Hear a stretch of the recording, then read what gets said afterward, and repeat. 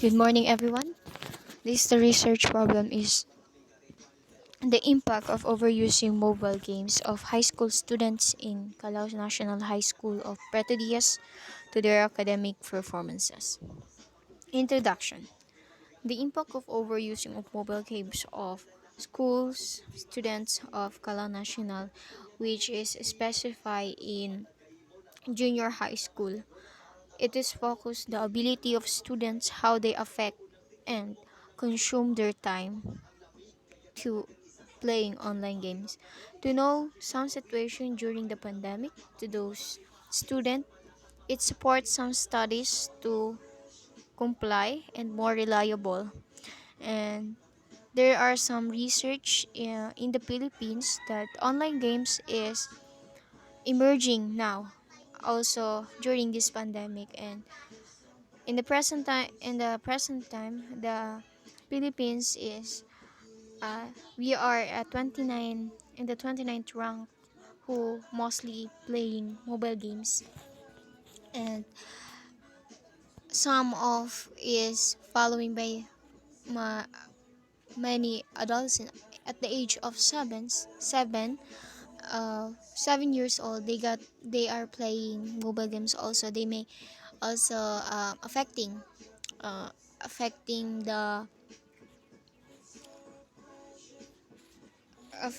the their academic performance also, especially to those person that they aren't control their time. Objective of the studies. The objective of this research is to study the impact of online games to especially in high school student in Calao National High School, to know the level of overusing of impact of their mobile games. It comes to academic performance due overusing a mobile phone. The study focused the ability of high school students in Calao National High School to perform the academic activities upon overusing mobile phone. Um, Here, the percent of the determine specific game use. What is the level of impact as perceived the respondents participant or the participant? Determine the effect when it comes to their academic purposes. The pre and the research design maybe may use that I may use is descriptive and casual design, and also it utilized design to be descriptive design to be conducted because mas madali gamitin ang descriptive and casual design kasi um, descriptive design is used in study will the answer it answer the different question that may form or they exist that proposed in the research. And the casual studies for us or the researcher determine whether one or more variables causes that may affect each others. It is also to determine the more variables to our objectives in the research. And in order to study about this, some of related studies are the video games that that may result also that they easily got the result and in academic performances. And in also in India, I think it's in India na may research din sila they use also the scripted and casual design to I casual method design to get the relationship and differences of the combination of the objectives.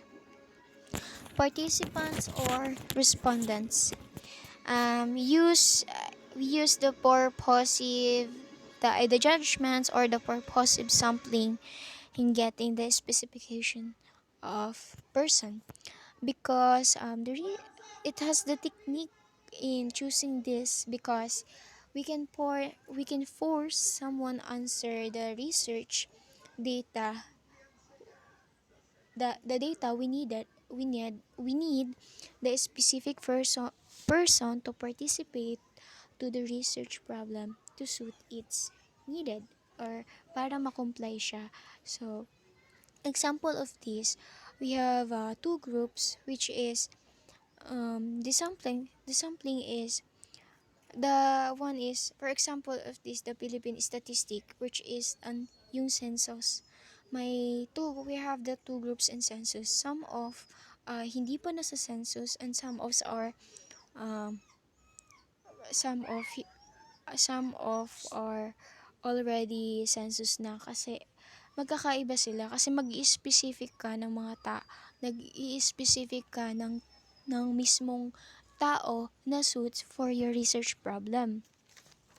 And we use the solvent equation on how many respondents that can be collected.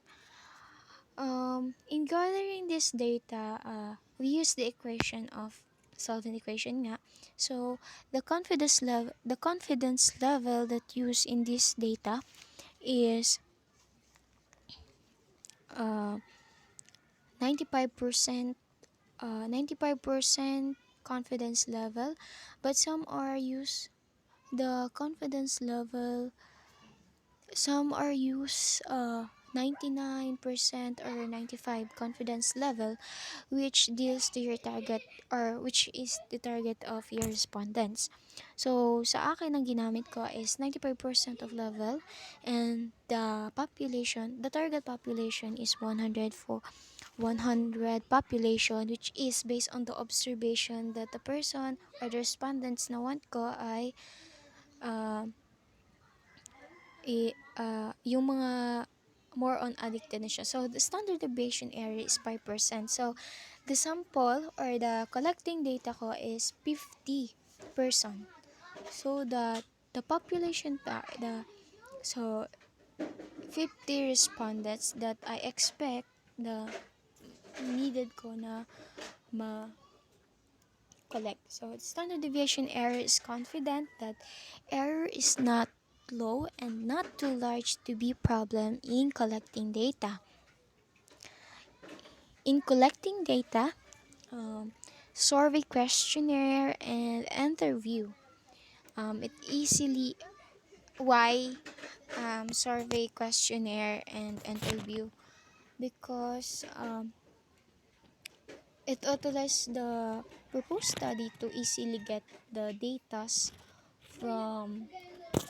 from the respondents, and to answer the research easily,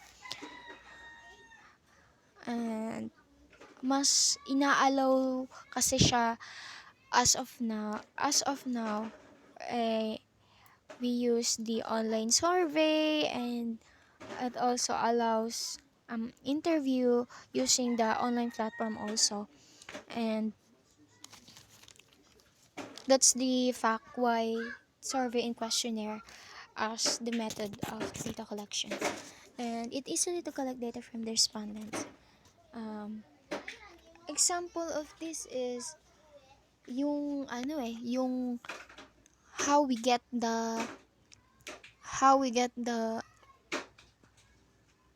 yung mga vaccinated person and not vaccinated person. In this survey, it is a survey questionnaire also. For example, in Sorsogon State College, they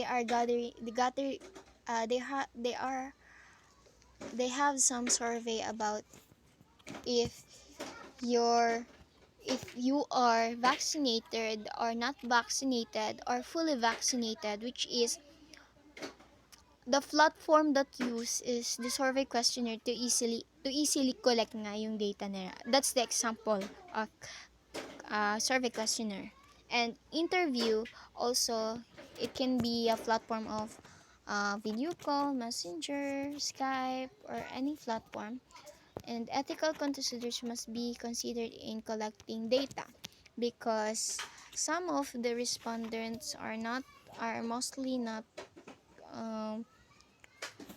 we putting their name and age. Some are, it can be we can make it as optional.